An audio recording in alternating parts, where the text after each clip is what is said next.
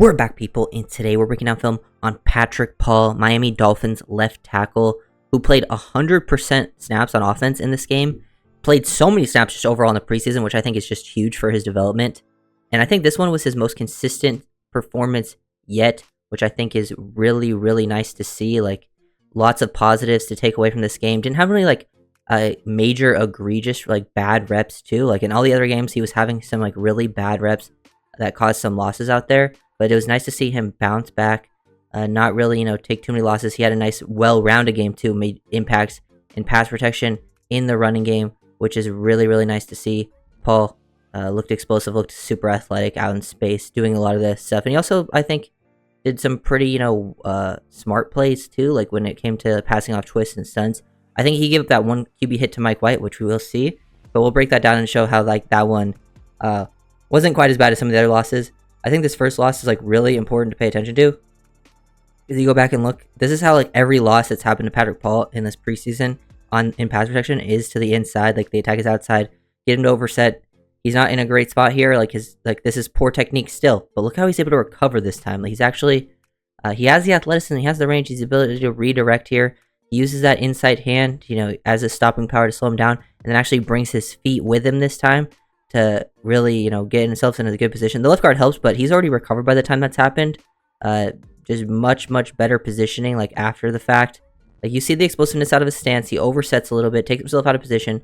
Doesn't have a great base there, but then he's able to just get back into your position, get hands inside, bring your feet back, and then have, a decent base once you bring your feet back with you, and playing with bend in your knees, too. This is much better technique after the fact compared to all the other reps that he had losses on in these situations, because he did have multiple pressures, he had sacks given up this way.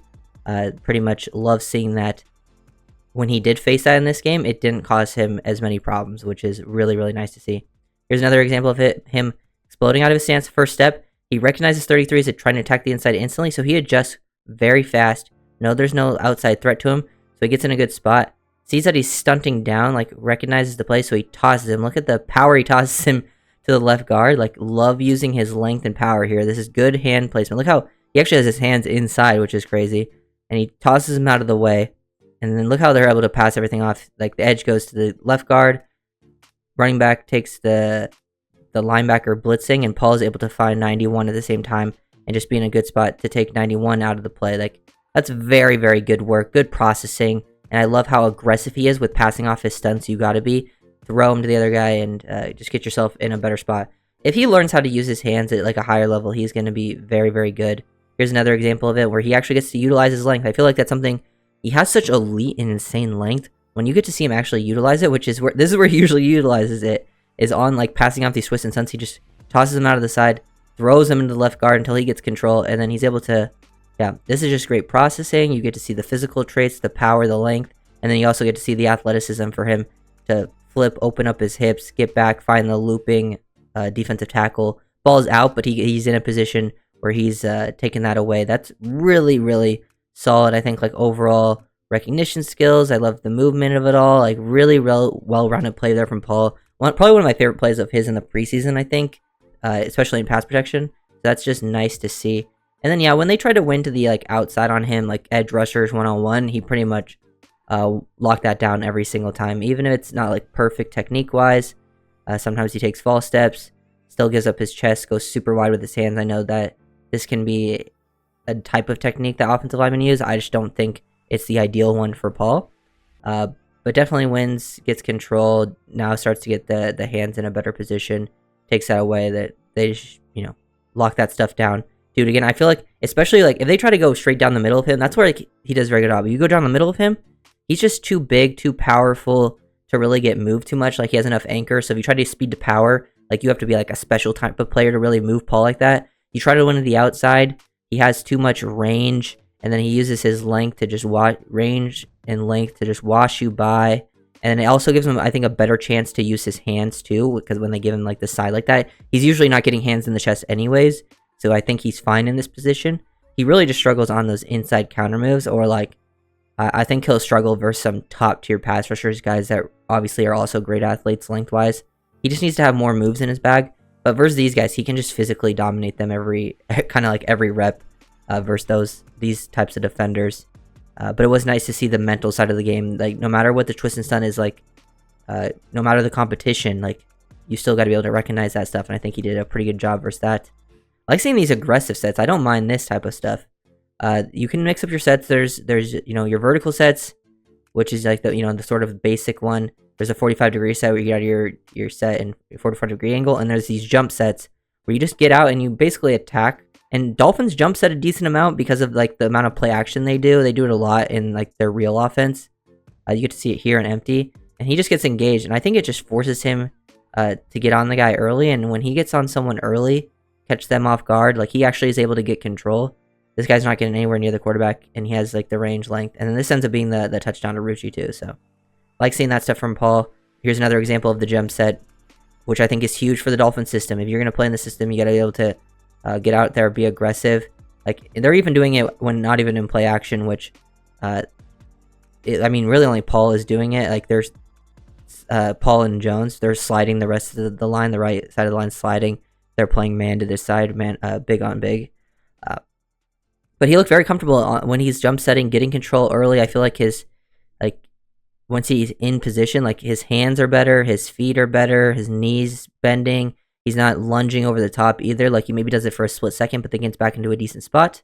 Like, those are very good reps, and that's something I think Paul will do a very good job. And the Dolphins do love to do that. They like to, not just have true pass pro, like one-on-one stuff.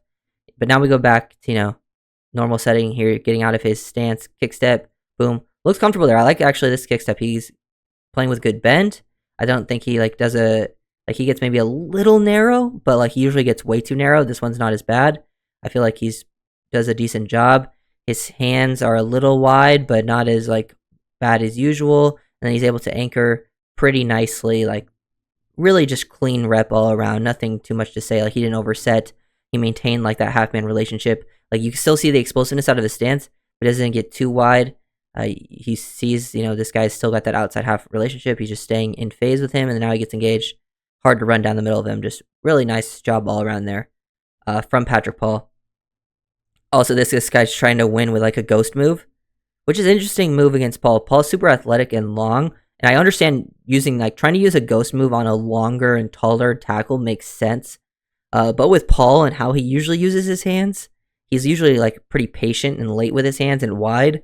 I feel like this is not the move to go on him, because you usually want to use this against someone who's very aggressive with their hands. Because even when Paul goes wide there, he's able to get in a decent position to recover. And he actually does a good job, I think, of playing with good bend, which is usually a problem that taller offensive linemen have, is playing with good bend. It's a leverage game, and that can be an issue, I think. Sometimes that's why you don't always want those 6'8" tackles, because one, they don't move as well anyways, and then the bend can be an issue balance-wise and things like that. Okay, so this was the play here. We'll watch this. I actually think Paul doesn't do that bad of a rep here. He's able to identify, they're running a stunt this time, but 74 is the guy crashing down. On the other ones, his guy, the edge, was the one crashing down and then looping. This time, he's got to find the crash guy, which he does. I think he's in a good position here. Once he's right here, he probably could have, stayed extended a little bit longer. But I don't think he's in a bad spot. If you watch this, look where the ball is snapped. Mike White should be on the inside of the hash here, and in this spot, Paul's not in a bad spot. He's not giving up a ton of ground. But look at White. He kind of just slides to the left for no reason. He could have slid to right here, but he maybe a step, but then he goes a couple steps.